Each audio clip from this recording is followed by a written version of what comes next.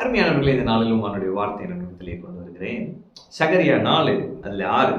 அப்பொழுது அவர் செருபாபேலுக்கு சொல்லப்படுகிற கர்த்தருடைய வார்த்தை என்னவென்றால், பலத்தினாலும் அல்ல, பராக்கிரமத்தினாலும் அல்ல, என்னுடைய ஆவியினாலேயே ஆகும் என்று சேனைகளின் கர்த்தர் சொல்லுகிறார். ஆமென். 9வது வசனம் பாருங்களேன். செருபாபேலின் கைகள் இந்த ஆலயத்திற்கு அஸ்திபாரம் போட்டது, அவன் கைகளே இதை முடித்து தீர்க்கும். அதனால் சேனைகளின் கர்த்தர் என்னை உங்களிடத்திற்கு அனுப்பினார் என்று அறிவாய். ஆமென்.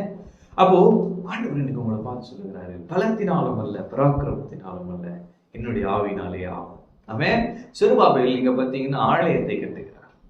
அப்போ ஒரு உறுதிப்படுத்தும் வார்த்தையாய், உற்சாகப்படுத்தும் வார்த்தையாய், தீர்க்க தரிசனமான வார்த்தையாய் வார்த்தை வருகிறது சகரியாவின் மூலமாய். பலத்தினாலும் அல்ல, பராக்கிரமத்தினாலும் அல்ல, என்னுடைய ஆவியினாலே. ஆமென். அப்ப ஆண்டவர் சொல்லுகிறார், ஒரு காரியத்தை நீ செய்கிறாயே, உன்னால் முடியாத ஒரு காரியமா இருக்கிறது, ஆனாலும் உன்னுடைய சுயபலத்தை சாராத, அது என்னுடைய ஆவியினாலே ஆகும் என்று சொல்லுகிறார். இந்த பேங்க்ல லோனை வாங்கி செஞ்சிடலாமா, இவர்கிட்ட காசை வாங்கி கைமாற்றி பண்ணிக்கலாமா? ஆண்டவர் சொல்றாரு, என்னுடைய ஆவியினாலே ஆகும். ஆமென். அப்போ ஆண்டவருடைய ஆவியானவரை முழுமையாய் நம்புங்கள். பரிசுத்த ஆவியானவரை முழுமையாய் நம்பி பரிசுத்த ஆவியானவரின் நடத்துதலுக்கு உங்களை விட்டுக் கொடுக்கும் பொழுது கர்த்தருடைய ஆவியானவர் உங்களை நடத்துவார். அவர் உங்களை நடத்தும் பொழுது நீங்கள் வெற்றி பெறுவீர்கள். அவர் உங்களை நடத்தும் பொழுது எந்தெந்த காரியங்கள் சாத்தியமில்லையோ அதெல்லாம் சாத்தியமாகும். எந்தெந்த காரியங்கள் முடியாதோ அதெல்லாம் முடியும். ஆமென். ஏன்னா பரிசுத்த ஆவியானவர் எல்லாவற்றுக்கும் மேல ஒரு ஆளுகை அவருக்கு இருக்கு இல்லையா? அவர் வரும் பொழுது வல்லமை இருக்கும், அவர் வரும் பொழுது விடுதலை இருக்கும், அவர் வரும் பொழுது வெற்றி இருக்கும். ஆதியிலே ஆவியானவர் ஜலத்தின் மேல் அசைவாடி கொண்டிருந்தார். இந்த அந்த ஆவியானவர் உங்களுக்குள்ளா இருக்கிறார். ஆமென். அவர் சொல்லுகிறார், பலத்தினாலும் அல்ல, பராக்கிரமத்தினாலும் அல்ல. அப்ப எந்த காரியங்களை நீங்க துவங்கி பாதியில முடிக்காம அப்படியே வச்சு, ஐயோ என்ன செய்யறதுனே தெரியல, ஏன் இப்படி இருக்கிறோம், நம்ம வாழ்க்கை எதை நோக்கி போயிட்டு இருக்கு, நம்ம வாழ்க்கை எங்கெல்லாம் நம்ம போகணும்னு நினைச்சோம், ஆனா இப்ப நம்ம ஒண்ணும் இல்லாம இங்க இருக்கிறோமே. ஆண்டவர் சொல்றாரு, என்னுடைய ஆவியினாலே ஆகும். ஆமென். என்னுடைய ஆவியினாலே ஆகும்.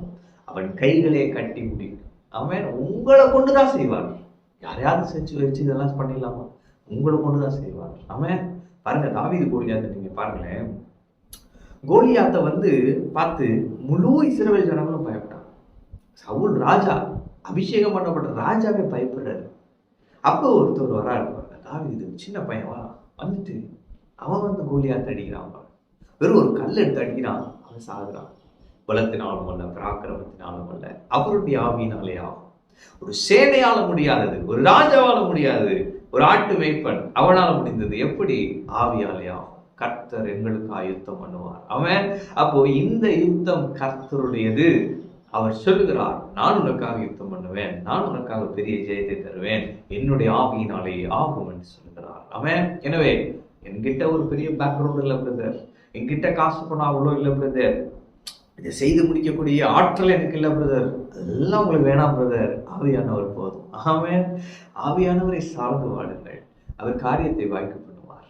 ஆவியானவரை சார்ந்து வாழுங்கள், அவர் உங்களுக்கு ஜெயத்தை தருவார். என்னுடைய ஆவியினாலேயே ஆகும் என்று சொல்லிட்டார்ல, அப்புறம் நம்மளை சார்ந்து வாழவே கூடாது, நம்முடைய திறமையை சார்ந்து வாழவே கூடாது, நம்முடைய கணக்கின்படி வாழவே கூடாது. கர்த்தர் சொல்றபடி செஞ்சுட்டு போயிட்டே இருக்க வேண்டியதான்.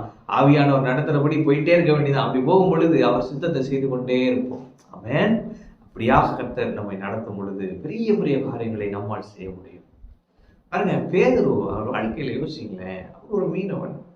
ஆனா ஆண்டவர் அவரை அழைத்து, அவருதான் பாருங்க முதல் போப்பா இருக்கிறார். ஆண்டவர் அவர் எப்படி பயன்படுத்துறாரு பாருங்க. சந்தேகம், மறுதளிச்சார், எல்லாம் பண்ணாரு. ஆனா ஒரு பிரசனம் எவ்வளவு பேர் ரசிக்கப்பட்டாங்க. சரி, நான் இயேசுவின் நாமத்துல எழுந்து நடன சப்பாட்டியை தூக்கி வர்றாங்க, அற்புதம் நடக்குது.